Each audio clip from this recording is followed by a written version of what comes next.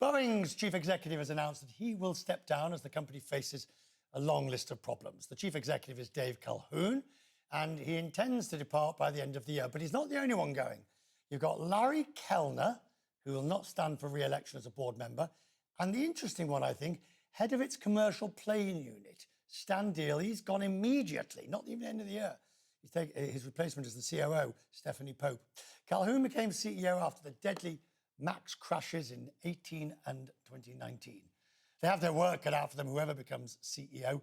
Boeing is under investigation by US regulators, the FAA, the NTSB, and the Justice Department. It's been ordered to come up with a plan to address its quality control issues.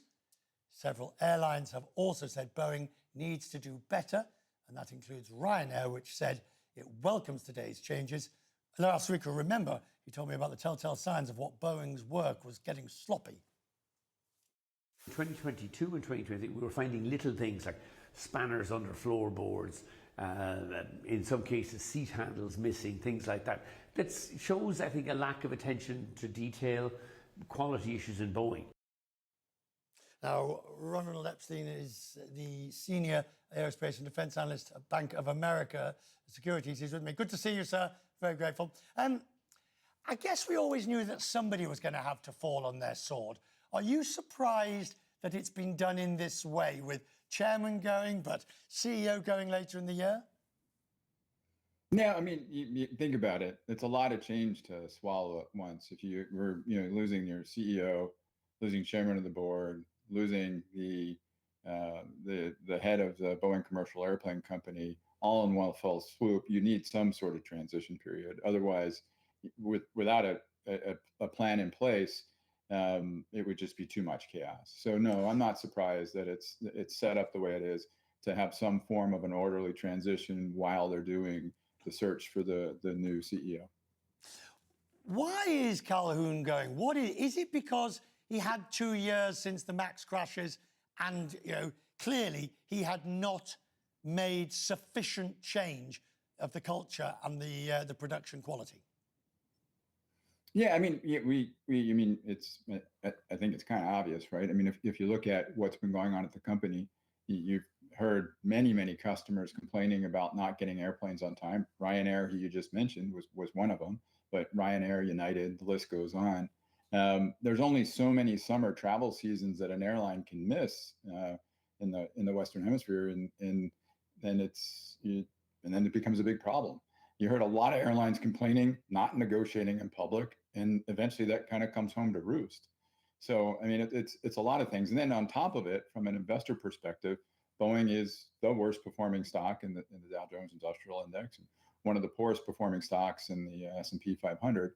And ultimately that comes back at you. So do you think that the new chair, who's already on the board, who starts the search, inside or outside? What's your guess? I won't hold you to it. What's your gut? Yeah, I think they have to do both. I mean, there's talent inside the company and there's talent outside the company.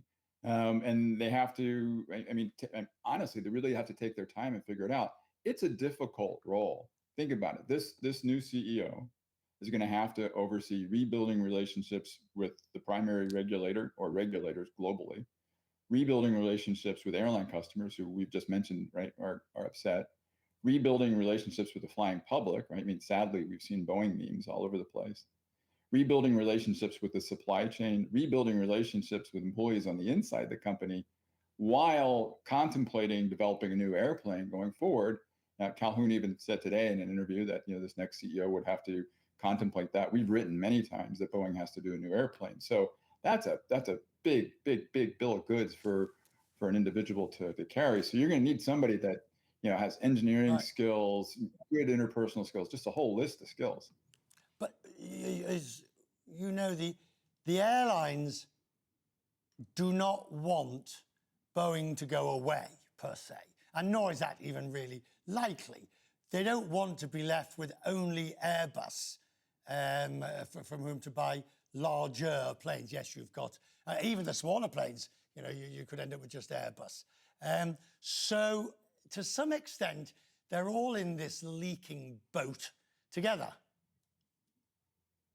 Yeah, for sure. I mean, the industry wants multiple players. I mean, for obvious reasons, having competition in industries, good for innovation, good for pricing, good for everybody, right? You Right. just don't want one supplier. And even I think Airbus would tell you they just don't want to be the guy, right? Or the supplier.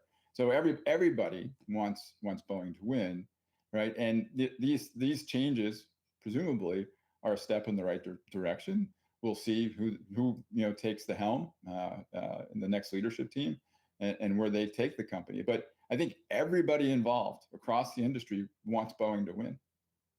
Do you have any insight? What names? Any names being spoken of? Yeah, and there's a lot. I mean, honestly, I'd rather not throw some around Sure. here. But I mean, there's some well-respected leadership inside the company, outside the company, at other companies that I'm certain are on a short list. But we'll see. And then it's not just who can do it, who wants to do it. I mean, it's going to be a lot of work. Grateful to you, sir. Thank you so much. We'll talk more as You this bet. process continues. Thank you.